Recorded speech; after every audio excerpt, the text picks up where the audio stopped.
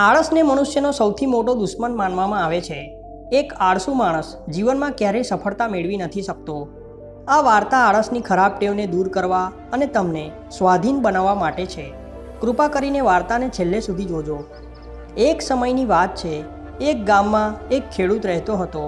તેણે પોતાના ખેતરમાં પાક વાવ્યો હતો.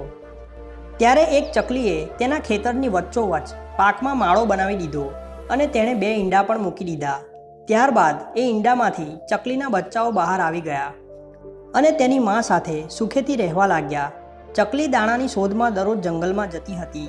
એક દિવસે જ્યારે જંગલમાંથી પાછી આવી તો એણે જોયું કે એના બચ્ચાઓ ડરેલા હતા. એણે પૂછ્યું, શું થયું? તમે ડરેલા કેમ છો?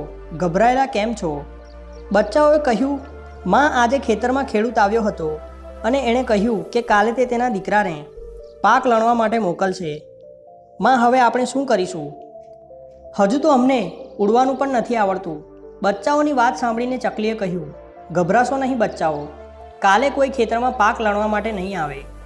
બીજા દિવસે એવું જ થયું જેવું ચકલીએ બચ્ચાઓને કહ્યું હતું. ત્યાં કોઈ પાક લણવા માટે ના આવ્યું. ઘણા દિવસો એમ જ વીતી ગયા, પણ ત્યાં કોઈ પાક લણવા માટે ના આવ્યું.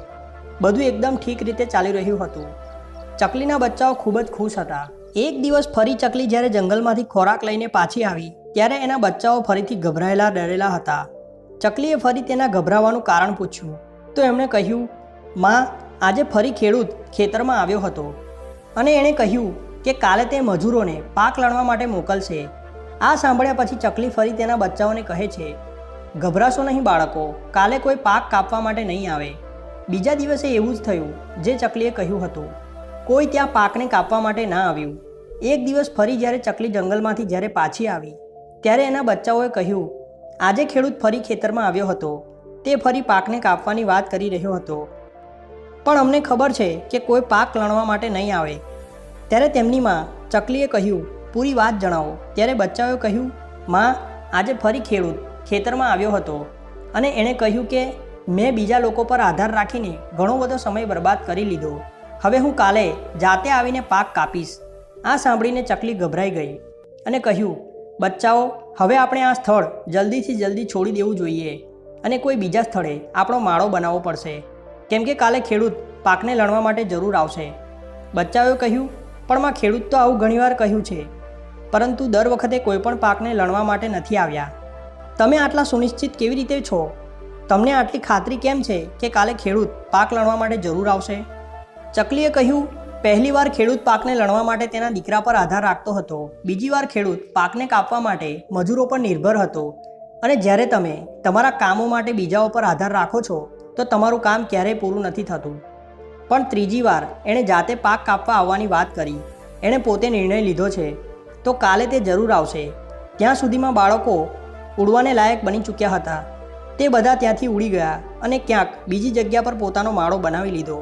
બીજા દિવસે ખેડૂત ખેતરમાં આવ્યો અને પાકને કાપવાનું શરૂ કરી દીધું. મિત્રો, જે માણસ હંમેશા બીજાઓ પર આધારિત રહે છે એનું કામ ક્યારેય પૂરું થતું નથી. ખરેખર એ આળસુ માણસ છે. એવો માનવી સમાજમાં તિરસ્કાર જ પામે છે. એનો એવો મતલબ નથી કે આપણે બીજા લોકોની મદદ ના લેવી જોઈએ. બીજા લોકો પાસેથી મદદ મેળવવી કોઈ બુરી વાત નથી, પણ બીજા લોકો પર નિર્ભર થઈ જવું આ ખોટી વાત છે. જો તમે તમારા કામને સારી રીતે અને નિશ્ચિત સમયના અંતરે પૂર્ણ કરવા ઈચ્છો છો તો ઉચિત રહેશે કે એને તમે જાતે જ કરો. પોતાનું કામ સ્વયં કરવાની ટેવ તમને સ્વાભિમાની બનાવે છે અને એક સ્વાભિમાની વ્યક્તિનું સન્માન આખો સમાજ કરે છે. મિત્રો, તમને આ વિડીયો કેવો લાગ્યો કમેન્ટ કરીને જરૂર જણાવો. વિડીયો ગમ્યો હોય તો લાઇક કરો. ચેનલને સબસ્ક્રાઇબ કરીને બાજુમાં આપેલ બેલ આઇકોનને પણ જરૂર દબાવી દેજો. વિડીયોને વધુમાં વધુ શેર કરો. આપણે મળીશું આવા જ એક નવા વિડીયો સાથે. ત્યાં સુધી મસ્ત રહો, ખુશ રહો. વિડીયો જોવા બદલ ખૂબ ખૂબ આભાર.